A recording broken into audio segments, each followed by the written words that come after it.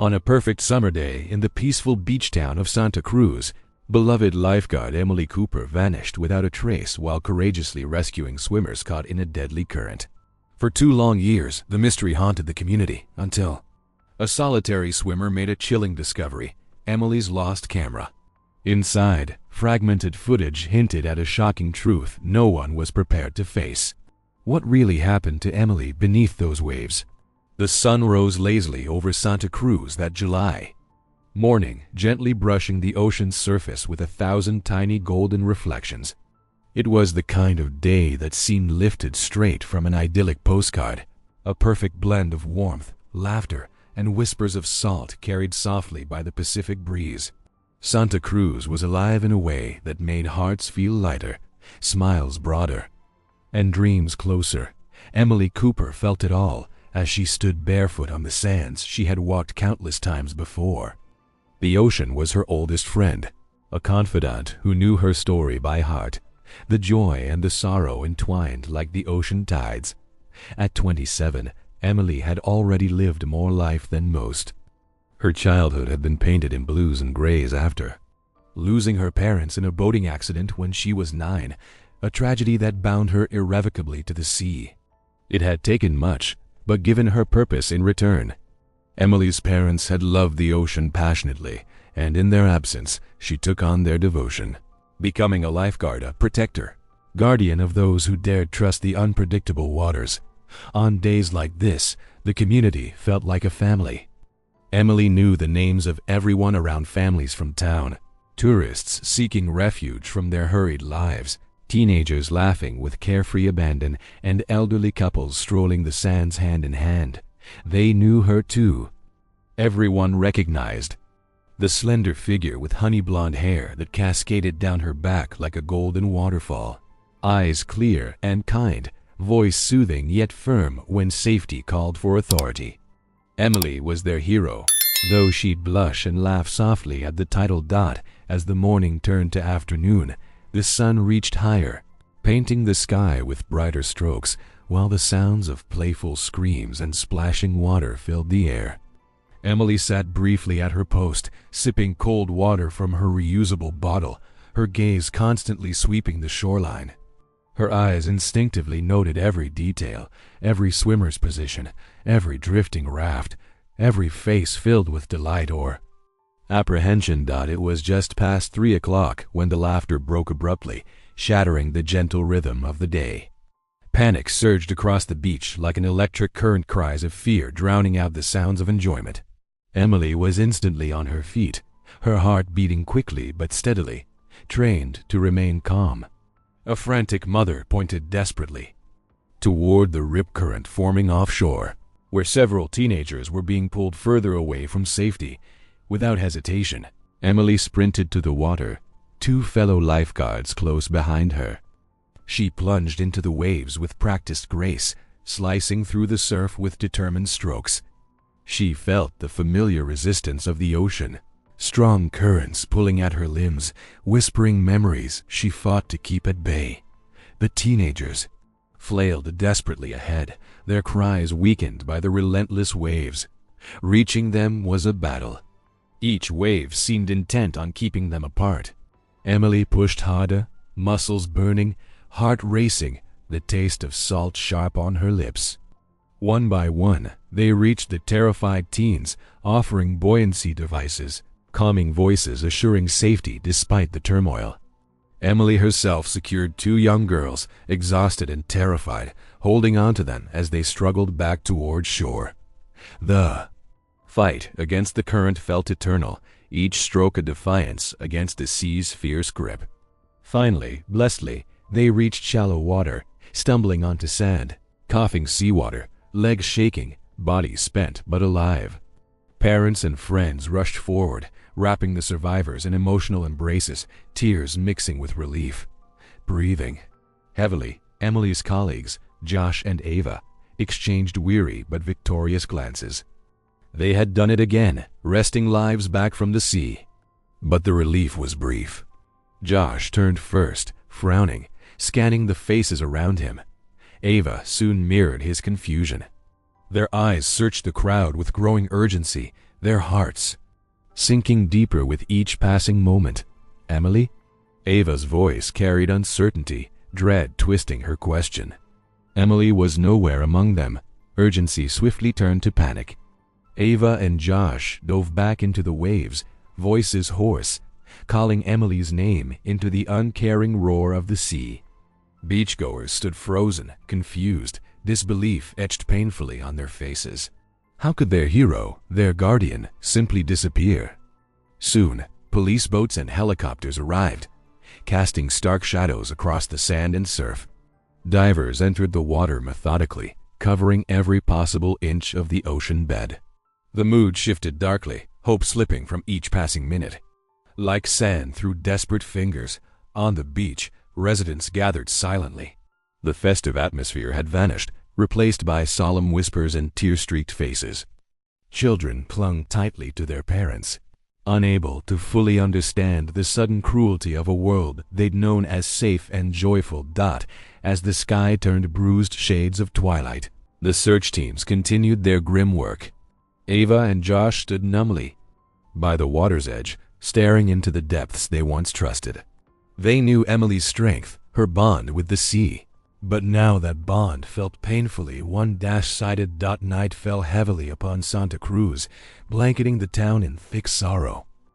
Families lit candles on the shore, tiny flames flickering bravely against the darkness, pleading silently for a miracle. Emily's aunt, Margaret, who raised her after the accident, stood apart from the group, eyes fixed on the waves, as if her quiet strength alone could summon her niece home. Days passed, each sunrise more somber than the last. The relentless searches grew thinner, replaced by silent resignation. Whispers circulated, perhaps the ocean had finally claimed Emily, reuniting her with her lost parents. The notion was bittersweet, a painful comfort to those struggling with unanswered questions. Then, on a cloudy afternoon, a grim-faced police chief stepped forward before a weary waiting crowd gathered near the lifeguard station. He removed his hat slowly, fingers trembling slightly. After exhaustive efforts, he began, voice heavy, breaking slightly under the emotional burden. "We are officially calling off the search for Emily Cooper." A collective sob rippled through the gathered townspeople, hearts shattered anew. The loss felt unbearable, definitive. Emily was gone, swept away by the very ocean that had shaped her life. As the crowd slowly dispersed, silence lingered, a quiet so deep it felt deafening. Yet beneath the silence lay unanswered questions and fragile, whispered doubts that refused to be washed away with the tide. The community returned home, weighted by sorrow, unaware that this tragedy was only the first chapter in a much darker story where secrets lay submerged and truths waited patiently beneath the waves, ready to surface when least expected. 2 years passed slowly in Santa Cruz, as though each day was weighed down by the heaviness of an unfinished story. Emily Cooper's absence had carved a silence into the heart of the town, a silence deeper than the ocean itself. The beach, once vibrant with her laughter and watchful gaze, now felt subdued and mournful. A place haunted by memories. Margaret Cooper still walked the shoreline every morning, her gray eyes scanning the horizon with quiet persistence. Her niece had vanished, but hope refused to leave her completely. The waves whispered gently, as if Emily herself still spoke to Margaret from somewhere far away. Yet, even Margaret's resolve wavered, her belief chipped away slowly by each sunrise that brought no news. The community gradually moved forward, never quite letting go but forced by time to carry on. The lifeguard tower where Emily had worked was repainted, and new faces appeared, each bearing the silent weight of the legacy Emily left behind. Ava and Josh had stayed close, though each lifeguard shift was marked by hesitant glances toward the horizon and unspoken sadness. Ava had begun teaching swimming lessons to children, gently guiding them with protective determination, while Josh buried himself deeper in his role, driven by a sense of responsibility he couldn't articulate. At the edge of town lived Jack Murphy, a quiet, solitary figure whose life was shaped by routines as precise and predictable as the tides. Jack had moved to Santa Cruz years ago, escaping his own past, a broken marriage, a distant daughter, and memories he preferred to forget. His modest house overlooked the coast, a home filled only with essentials, a bed, a desk piled with weathered books, and walls decorated with framed ocean maps.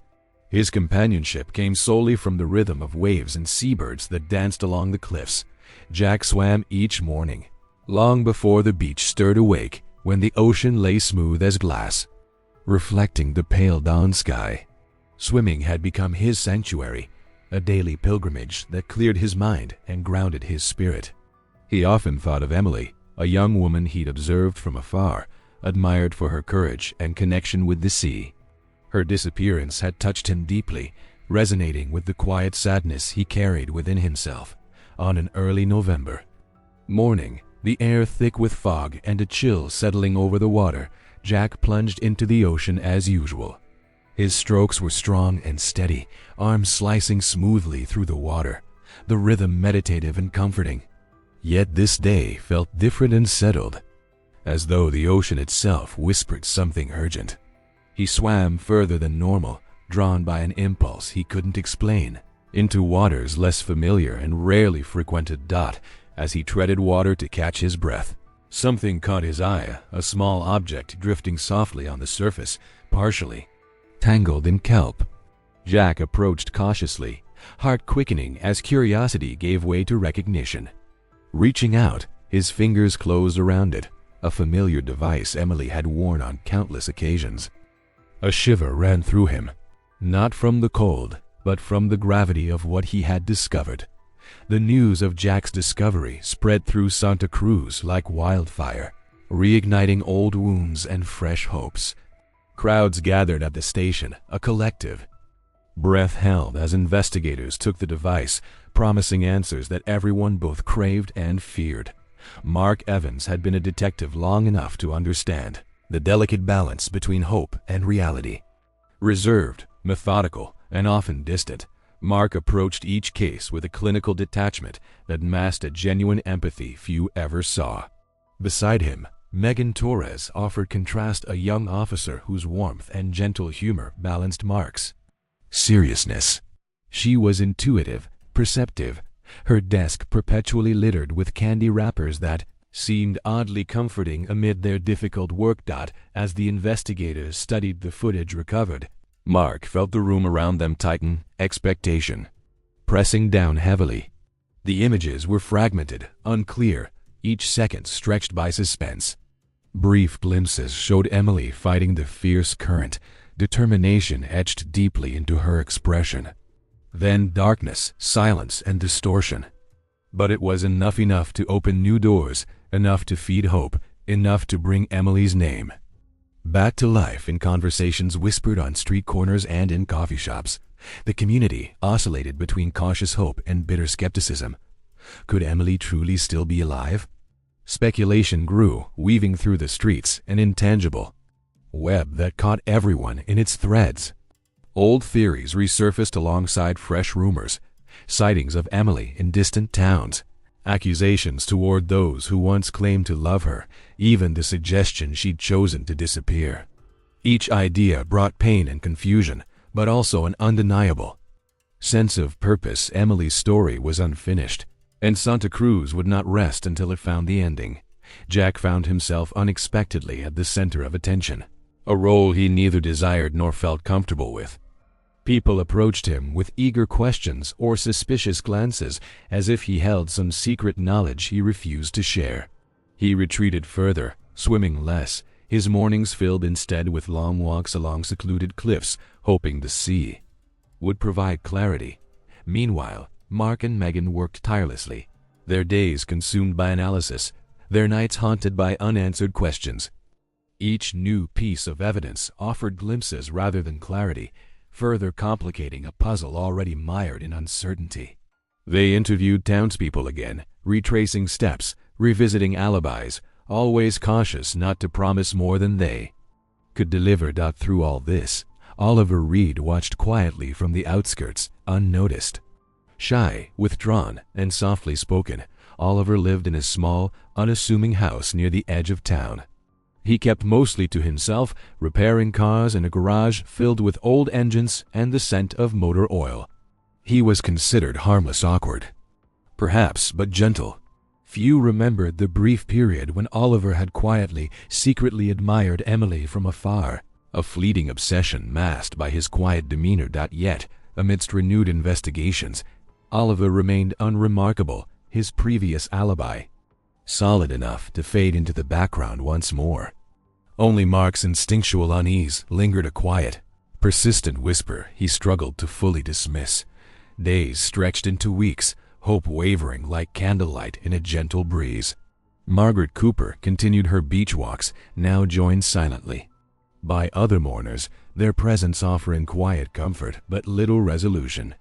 The sea, ever constant, offered neither Emily nor peace, instead whispering softly of mysteries it kept beneath its surface. Then, on a night when rain pattered softly against windows and the ocean stirred restlessly beneath a swollen moon, Mark sat alone in his office, replaying footage once more, his eyes heavy, his coffee cold.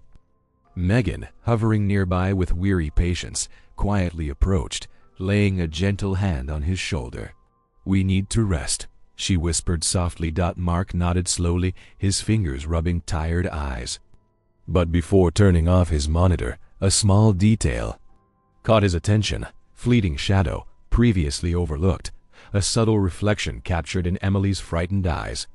Leaning closer, Mark's breath stilled as realization sharpened. In the blurred reflection was the shape of a boat, and beside it, almost lost in darkness, the unmistakable silhouette of a person. The shadow approached Emily with deliberate movements, calm amidst chaos, reaching toward her with chilling intent. Mark's heart quickened, the implication starkly clear. Emily had not vanished alone into the waves. Someone else had been there, unseen, hidden within the chaos. And whoever it was had likely known Emily, perhaps well enough to betray the trust she so freely gave. Outside, the storm intensified, the ocean roaring fiercely, waves crashing violently upon the shore. The people of Santa Cruz slept restlessly, unaware of the revelation emerging quietly from darkness, a truth poised to change everything they believed about the day Emily disappeared, and everyone they thought they knew. The revelation of the mysterious reflection ignited a quiet yet relentless fire within Detective Mark Evans. Mark was a man shaped by years of quiet persistence, a personality molded by countless long nights under dim office lights, scrutinizing cases until the pieces fit just right. In his early 40s, his eyes held a subtle weariness, a depth that suggested a man who had seen more than he ever wished. He rarely spoke louder than necessary, choosing his words carefully, each one weighed against logic and tempered by intuition. Yet beneath his calm exterior hid an immense compassion, often overshadowed by his disciplined nature. His partner, Officer Megan Torres, was his opposite in almost every way. Megan, still in her late 20s, moved through life with an effortless optimism that balanced Mark's quiet intensity. She often laughed easily, even in tense situations, always finding subtle ways to ease the burdens that piled up around them. Megan had a habit, almost a ritual, of always having candy close at hand. Her desk overflowed with brightly wrapped sweets, something Mark found simultaneously amusing and incomprehensible.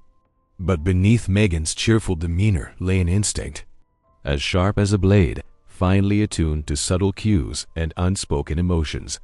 Together, Mark and Megan returned to the community of Santa Cruz, the shadowy reflection from the footage serving as their only solid lead.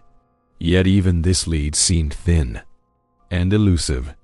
They questioned everyone who had been present the day Emily disappeared, gently but thoroughly peeling back layers of memories faded by time. Conversations shifted from disbelief to speculation as people struggled to accept the idea that someone among them might know more than they let on. Each new morning began with Megan placing a cup of coffee and a small chocolate bar on Mark's desk, a silent gesture of camaraderie. Mark, in return, offered rare, quiet smiles, acknowledgments of gratitude without words. The office became their shared sanctuary, a place where the noise of the world receded, and they could piece together truths hidden beneath confusion. Days stretched into weeks, and numerous tips filtered through their office, many leading nowhere. False sightings of Emily in distant towns, anonymous notes alleging vague conspiracies, and improbable theories born of desperate imaginations. One call brought them to an abandoned boat at the marina, only to find it belonged to an eccentric old fisherman who swore it hadn't left its mooring in over a decade. Another tip sent them to a beachside cafe where the waitress, certain she had seen Emily, tearfully admitted it was simply her mind playing tricks. Through every disappointment, Mark remained patient and methodical, scribbling meticulous notes and retracing each clue, however small. Megan balanced his seriousness with lighter comments and jokes, making difficult days bearable. Once, after hours spent investigating an obscure tip that turned out to be an elaborate prank by teenagers, Megan handed Mark a particularly colorful candy, smiling mischievously. "Maybe next time we chase ghosts, we'll bring marshmallows," she quipped softly, drawing a rare laugh from him, briefly easing the frustration they both felt. Gradually, their attention shifted subtly towards Oliver Reed, not through direct suspicion, but because Oliver seemed to surface repeatedly on the periphery of their inquiries. Oliver, a mechanic known for his quiet, introverted nature, had lived on the outskirts of town for as long as anyone remembered. He spoke rarely, smiled even less, and spent most of his time hidden beneath cars in his modest garage, stained fingers delicately coaxing old engines back to life. When questioned again, Oliver was cooperative, soft-spoken, eyes frequently avoiding direct contact. He reiterated his alibi calmly. He had been repairing a customer's truck miles from the beach on the afternoon Emily vanished. Witnesses corroborated his story convincingly. Yet, something intangible bothered Mark, a feeling not rooted in evidence but instinct, a whisper he couldn't silence entirely. Megan sensed Mark's unease. One evening, while they sat exhausted at their desks, she looked over at him thoughtfully. "You trust your gut, don't you, Mark?" she asked gently, sorting through another pile of notes. Mark sighed deeply, pinching the bridge of his nose. "My gut's all I've had sometimes," he admitted softly. "But this time, I need more than gut feelings." Despite Oliver's strong alibi, Mark and Megan quietly began observing him, never intrusive, always discreet. Days passed in subtle vigilance. They noted Oliver's routine, his early mornings at the garage, evenings alone in a small diner near his home, and the peculiar quietness that surrounded him like a shield. Yet nothing clearly incriminating emerged. The investigation dragged forward, frustration building as the puzzle remained stubbornly incomplete. Mark's patience thinned, his nights becoming restless, consumed by thoughts of Emily, her courage, her unexplained absence, and the unanswered questions that haunted an entire community. Megan watched Mark closely, worried but understanding. She knew what it felt like to carry a case close to one's heart, knew how heavily such burdens weighed when they remained unresolved. Then, unexpectedly, Oliver altered his routine.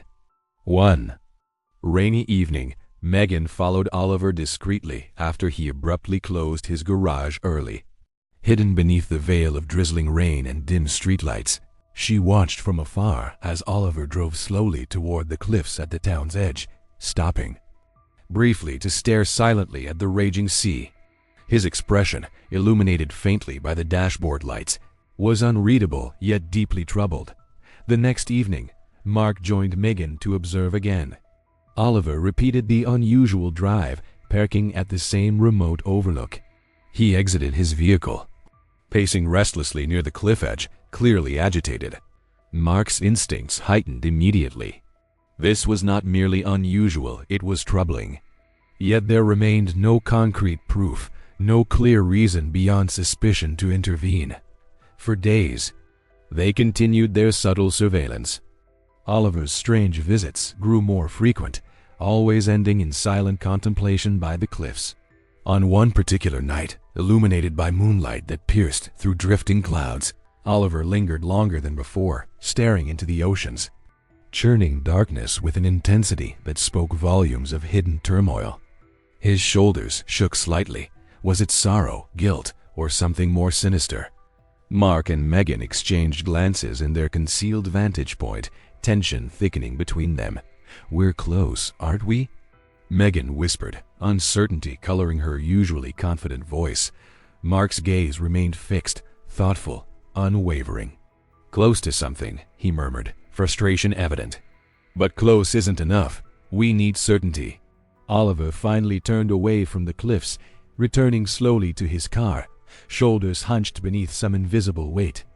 Mark and Megan watched silently as he drove away, leaving behind nothing but questions suspended heavily in the cool night air. They remained standing quietly, listening to the ocean crash rhythmically against the cliffs below, each wave seeming to echo their doubts.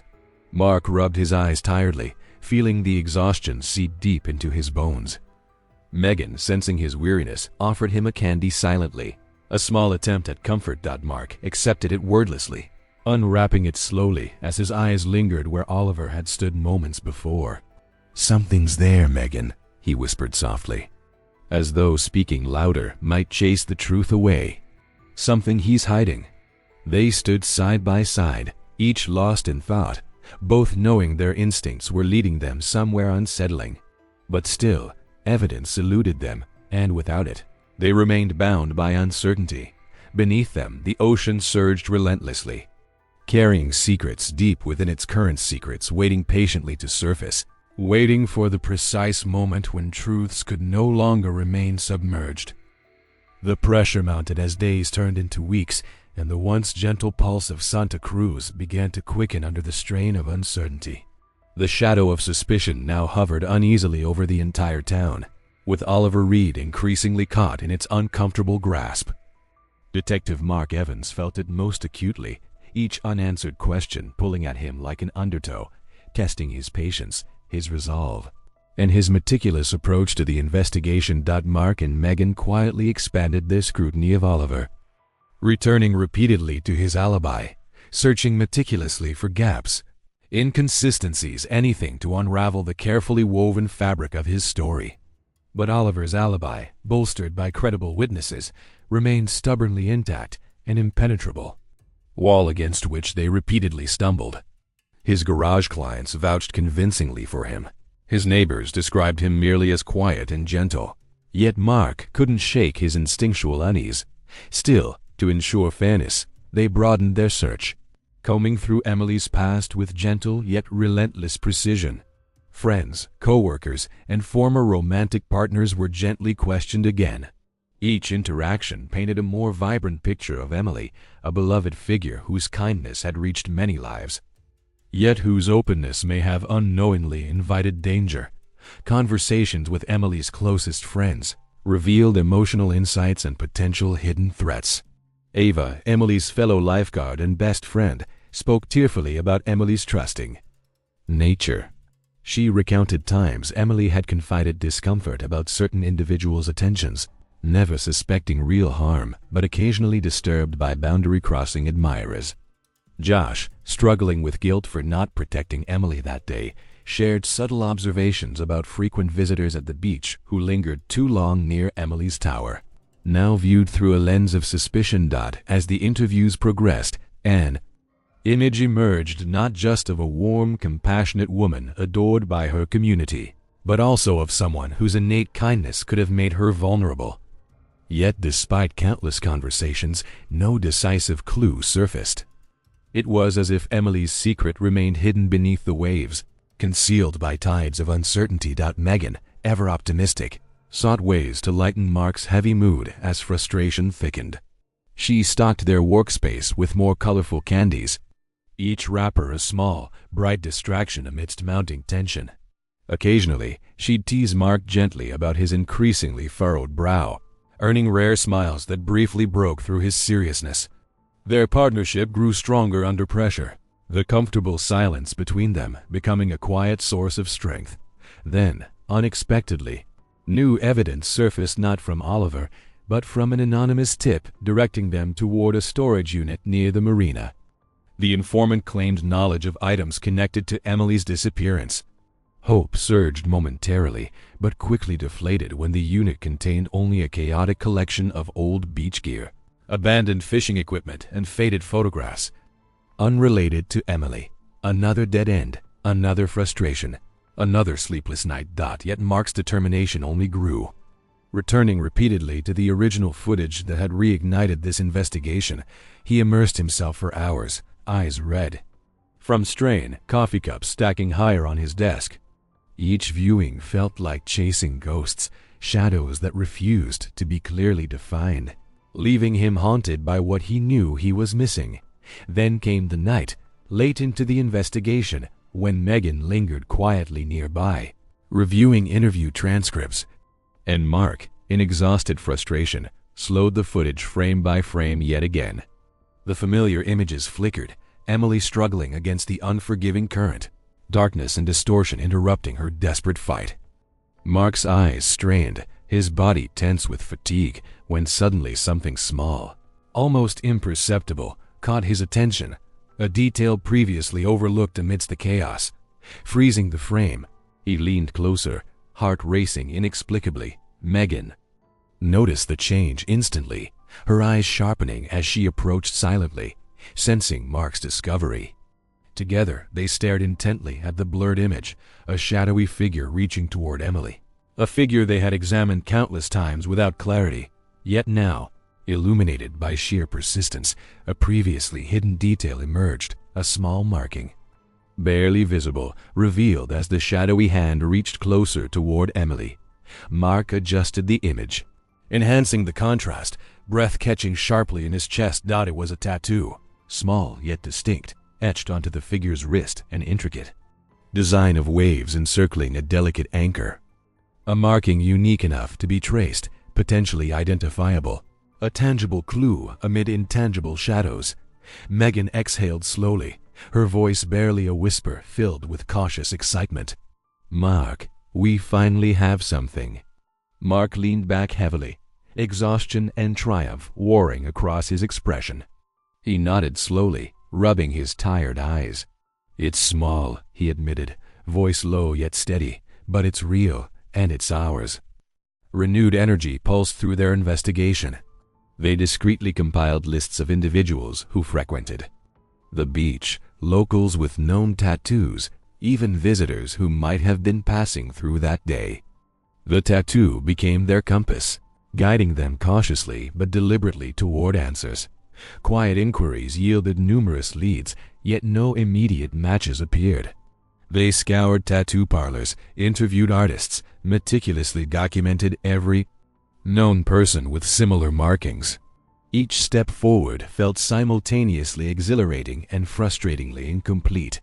Meanwhile, their quiet scrutiny of Oliver continued, enhanced now by the possibility he might bear this distinguishing mark. They observed his behavior more intently, noting small details previously dismissed, the subtle way he avoided direct sunlight on his wrists, the long-sleeved shirts he wore even in warmer weather, seemingly insignificant yet now laden with potential meaning. One evening, concealed by dusk, Mark and Megan observed Oliver again at the cliffs. This time, his movements felt agitated, erratic, pacing restlessly, hands clenched tightly, as if fighting internal battles unseen. As he turned, his sleeve briefly caught on his wristwatch, pulling back just enough to hint at skin beneath. Mark's heart quickened, but shadows concealed clarity. Megan met Mark's eyes silently, sharing the moment's charged uncertainty. Days passed with frustrating ambiguity. Investigative threads multiplied, yet each promising path dissolved into confusion, leaving them again at Oliver's doorstep, suspended by suspicion. Mark felt the weight of responsibility acutely. Oliver's life hinged on their certainty, their investigation needing solid proof, not assumptions. Then, a quiet breakthrough emerged when Ava, after reflecting deeply on Mark's questioning, recalled something previously forgotten. Oliver had indeed frequented Emily's lifeguard tower, albeit subtly, quietly watching from a distance. Initially dismissed as harmless shyness, now it held sinister potential. Fueled by Ava's recollection, Mark and Megan revisited witness statements, Each small detail seemed magnified under scrutiny. Oliver's frequent solitary walks along the beach, his quiet yet persistent presence near Emily's work. Small patterns emerged, subtle yet increasingly troubling. The town felt the tension tightening around it. Oliver, sensing heightened attention, withdrew further, rarely leaving home. Behavior increasingly anxious, eyes frequently scanning streets nervously. Mark and Megan, mindful of legal boundaries, struggled between caution and urgency, their conviction about Oliver deepening, yet still without concrete evidence. Finally, on another tense evening, Mark found himself alone again in the office. Replaying footage for what felt like the 1,000th time, searching for overlooked details. Megan joined quietly, bringing fresh coffee, sitting silently beside him. Together they watched again, frame by frame, hoping desperately for clarity. Then, like a revelation patiently waiting to unfold, a moment of enhanced clarity revealed itself. The shadow's hand reaching toward Emily caught the light just differently. Enough this time, the tattoo unmistakably clear waves encircling an anchor, distinct, undeniable. Mark's breath stopped, realization settling heavily. He turned to Megan, eyes intense, conviction solidifying. They now had a decisive lead, a tattoo undeniably linked to whoever took Emily. A marking that might finally reveal the hidden truths buried beneath 2 years of uncertainty. They stared at the screen, silence thick between them. Their quiet victory tempered by understanding the journey ahead, a journey toward truths that would undoubtedly shake the community, unraveling secrets carefully hidden within shadows for far too long. The discovery of the small tattoo marked a turning point, a quiet but powerful beacon guiding Detective Mark Evans and Officer Megan Torres deeper into the murky depths of their investigation. Santa Cruz, once serene and welcoming, now felt like a place caught between fragile hope and a restless fear that simmered quietly beneath the surface. In the days that followed, Mark and Megan intensified their focus on Oliver Reed, cautiously unraveling the threads of his carefully guarded life. They meticulously sifted through every piece of information available, interviewing anyone who had crossed paths with Oliver, looking for patterns, subtle hints, or unspoken truths. Each conversation revealed layers of Oliver previously unnoticed: his tendency to linger near Emily's lifeguard post, his quiet but persistent presence at community gatherings she attended, always on the edges, unobtrusive yet undeniably present. As they delved deeper, troubling signs began to emerge. Friends and acquaintances remembered Oliver as a man whose kindness seemed genuine yet oddly unsettling. They spoke of his quiet politeness, his almost excessive shyness, his tendency to withdraw abruptly when conversations turned personal. One former coworker recalled a day when Oliver unexpectedly lashed out angrily after someone joked about his apparent fascination with Emily. It had seemed trivial at the time, easily dismissed as a harmless crush, but now carried sinister undertones that demanded attention. Oliver's past slowly unfolded before the investigators like pages in an uncomfortable story. They uncovered an adolescence marked by loneliness and isolation. Raised in Santa Cruz by distant parents, Oliver was described by former teachers as quiet, introverted, frequently misunderstood. He drifted through life with minimal connections, nurturing obsessions quietly, privately, until they grew unchecked. Emily Cooper had become one of those obsessions, initially innocent, then quietly relentless, fueled by proximity and opportunity. Witnesses now recalled glimpses of Oliver's fixation, notes left subtly near Emily's belongings at the beach, small tokens anonymously placed at her lifeguard post, always carefully crafted gestures meant to seem harmless. Friends like Ava, who once laughed gently at the notion, now recoiled in horror, realizing how blind they'd been to Oliver's subtle persistence. Meanwhile, Mark and Megan faced growing frustration. Despite the mounting suspicion, concrete evidence still eluded them. The tattoo offered promise, but linking it definitively to Oliver proved difficult. Tattoo artists throughout Santa Cruz were questioned thoroughly, yet none remembered applying such a mark to Oliver. The investigators' search broadened into neighboring towns, Records sifted through meticulously, each lead painstakingly followed but ultimately inconclusive.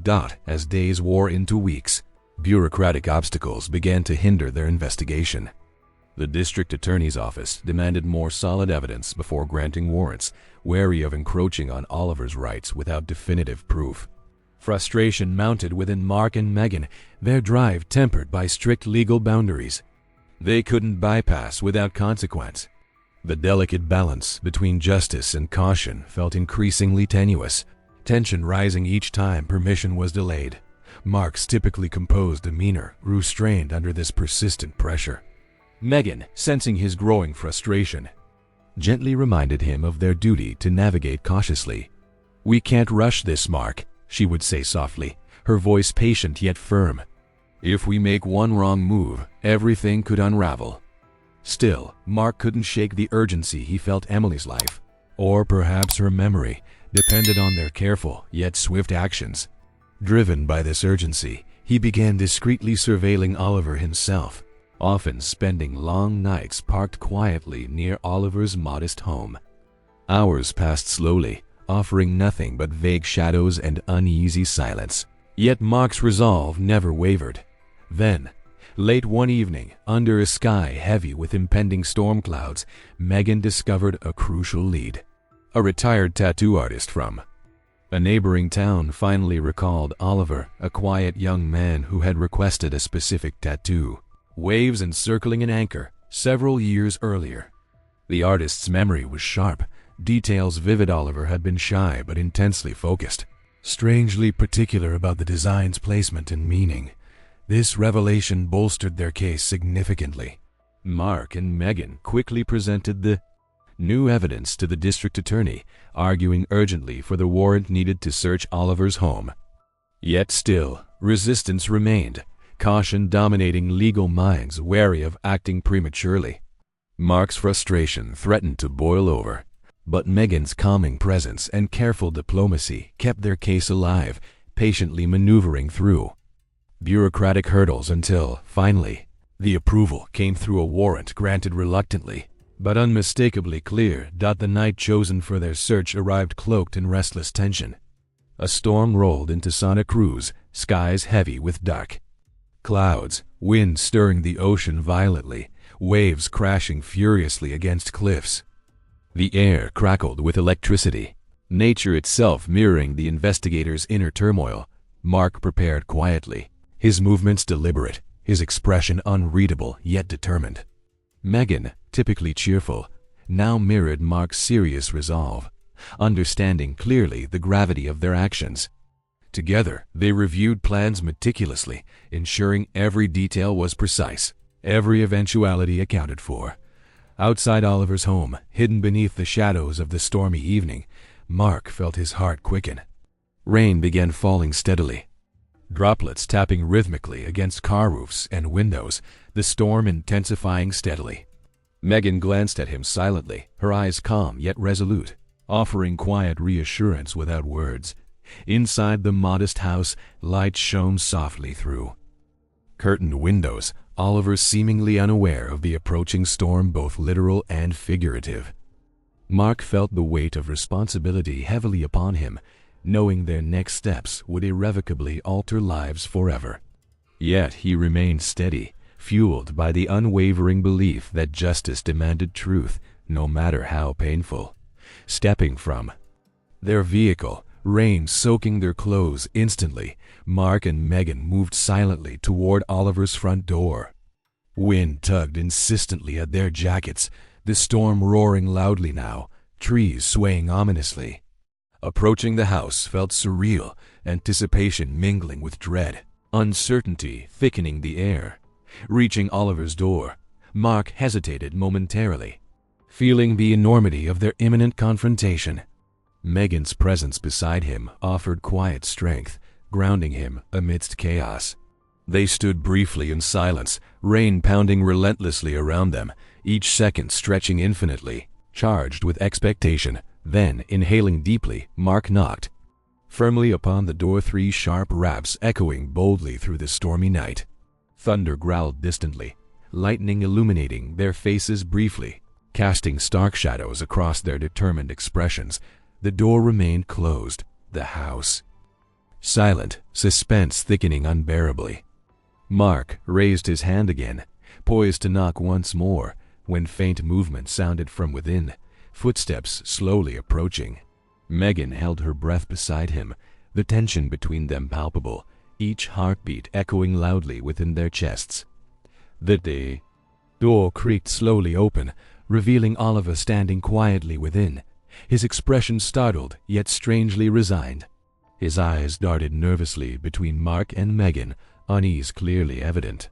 Rain splashed persistently against their tense figures, wind swirling fiercely around them, a dramatic backdrop underscoring the gravity of the moment. Mark spoke clearly, voice calm yet authoritative above the storm's fury. "Oliver Reed, we have a warrant to search your property. Please step aside." Oliver hesitated momentarily, eyes widening with panic, but finally moved silently back, allowing the investigators entry. Mark and Megan stepped forward carefully, each sensing the pivotal importance of the confrontation ahead. Behind them, the storm raged relentlessly, nature itself echoing the emotional turmoil that awaited within, secrets ready to surface, truths desperate to be uncovered beneath waves of carefully hidden darkness.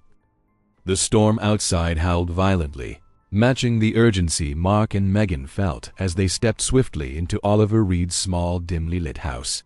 Inside, the air was thick and heavy, an oppressive silence broken only by their cautious footsteps and the distant growl of thunder.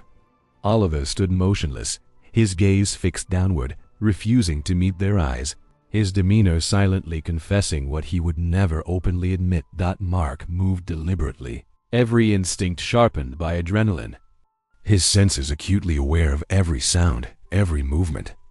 Megan, equally vigilant, positioned herself to keep Oliver within her sight as Mark began methodically searching the house, checking rooms carefully, aware they were standing at the threshold of a moment that could heal or break an entire community. Every second stretched impossibly, tension vibrating through the small space until Mark discovered a narrow door hidden discreetly beneath a worn rug in the hallway. His heart raced. He pulled the rug aside swiftly, revealing the door to a basement Oliver had desperately hoped would remain undiscovered. Oliver's breathing quickened, panic rising visibly as Megan firmly restrained him, her calm voice contrasting starkly with the chaos inside Oliver's mind. Mark opened the basement door cautiously, descending the narrow staircase slowly, each creaking step amplifying his anxiety. The basement was dark and damp, the faint odor of mildew and earth mingling with something sharper, more unsettling. Reaching the bottom, Mark swept the room with a flashlight, illuminating old furniture, discarded tools, and boxes stacked haphazardly. Yet nothing immediately revealed Emily's presence. Doubt crept momentarily until he heard it, a faint, fragile sound, barely audible yet unmistakably human, a soft whimper coming from behind a heavy padlocked door. Mark's heart surged. With a strength born of desperation, he forced the lock until it shattered loudly. He pushed the door open, breath frozen in his chest. Inside, in a small, cramped space lit dimly by a single flickering bulb, Emily sat huddled, pale and frail, eyes wide with disbelief and fear. Time stood still, suspended in that instant between sorrow and joy. Mark knelt gently, speaking softly, reassuringly, his voice breaking slightly with emotion as he approached. Emily, weakened yet conscious, slowly raised her head, recognition dawning faintly across her features. "I'm here," Mark whispered gently, his voice calm yet thick with emotion. "You're safe now, Emily." Emily's eyes filled with tears of relief, exhaustion, disbelief, mingled with deep, aching gratitude. Mark carefully helped her stand, feeling her fragile body trembling against his steady support, her long captivity etched painfully into her every movement. Above, Megan had secured Oliver firmly, handcuffing him quietly but firmly, the storm still raging outside, a reflection of the turmoil within the house. Oliver remained silent, eyes vacant, as though already detached from the grim reality unfolding around him. The moment Emily emerged from the basement into Megan's gentle care, the entire atmosphere changed. Megan wrapped a blanket tenderly around Emily's trembling shoulders, her comforting whispers soothing the frightened woman. Outside, red and blue lights painted the stormy night vividly, announcing to Santa Cruz that their lost hero had finally been found. News of Emily's rescue spread rapidly, bringing tears, relief, and a profound release of tension throughout the community. People emerged into the rainy streets, embracing neighbors, tears mixing with the rain as disbelief gave way to collective joy. Margaret Cooper, Emily's steadfast aunt, fell to her knees upon hearing the news, her prayers finally answered. Her faith vindicated. In the following weeks, Emily's physical recovery began slowly. Doctors and nurses marveled at her resilience. Each day brought small victories as her strength gradually returned. The deeper wounds, the emotional scars of isolation and fear, would take far longer to heal. Yet Emily faced them bravely, supported by Margaret, Ava, Josh, and countless friends who surrounded her with unconditional love. Santa Cruz, too, began a process of healing. The revelation of Oliver's darkness shocked them deeply, challenging their perceptions, yet reinforcing their bond as a community. They gathered at candlelit vigils, walked together quietly along the beach, reaffirming their solidarity and shared hope. Mark and Megan continued their quiet support, visiting Emily regularly, offering strength through their presence. Their investigation had changed them profoundly, forging an unspoken understanding of the fragility and strength inherent in human lives. Months later, Emily returned to the shoreline, the sun shimmering gently over the calm ocean. The sea, once a place of carefree joy, now carried deeper meaning, a reminder of loss, survival, and resilience. She inhaled the salt air with a freedom she had not felt in years, knowing the ocean would always hold shadows beneath its beauty, yet today it spoke only of hope. Surrounded quietly by friends, she stepped into the cool waves, finding peace in the familiar embrace of the water. In that moment, Emily understood that her bond with the sea had endured, transformed by hardship and strengthened by love. She stood at the edge with renewed courage, ready to embrace life again, certain that even from the darkest depths, light can always return to shore.